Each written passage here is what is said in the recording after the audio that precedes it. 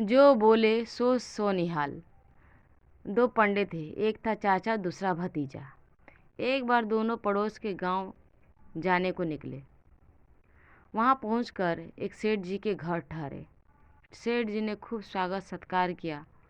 दोनों पंडित ने कहा कि मैं लड्डू बनाकर खाए। चाचा भतीजे ने बेसन के लड्डू बनाए। 5 बड़े बड़े लड्डू बनाए। अब चाचा भतीजा दोनों सोचने लगे कि इन्हें कैसे बाटा कैसे जाए।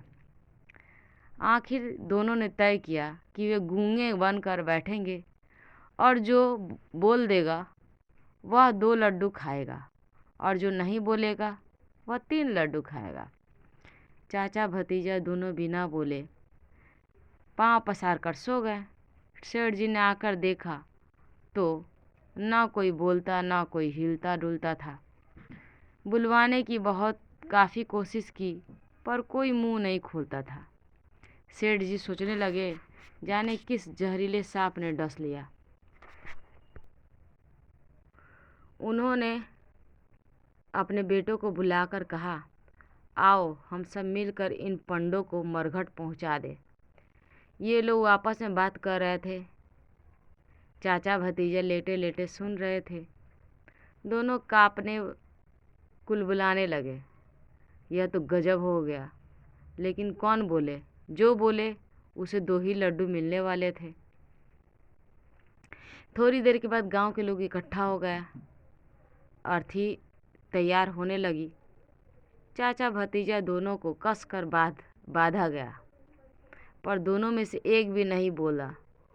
दोनों ऐसे दम साधे पड़े रहे मानो सचमुच के मरे हुए हो।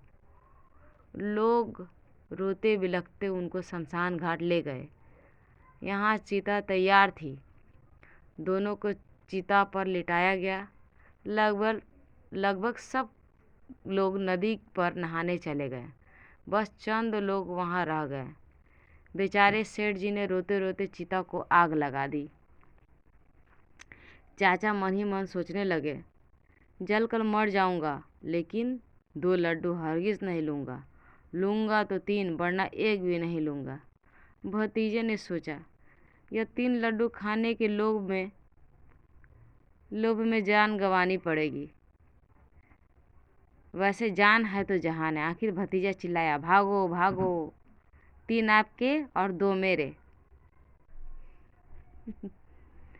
इतना कहते हुए चाचा भतीजा दोनों उठ बैठे। उन्हें चिता पर बैठकर देखकर सेठ जी बोले, भागो, ये दोनों भूत बन गए हैं। और सभी दुम दबाकर भाग खड़े हुए। चाचा भतीजा दोनों सेठ जी के घर पहुंचकर लड्डू खाने बैठे। 3 चाचा के, 2 भतीजे के। लालच कभी कभी जानलेवा भी हो सकती है।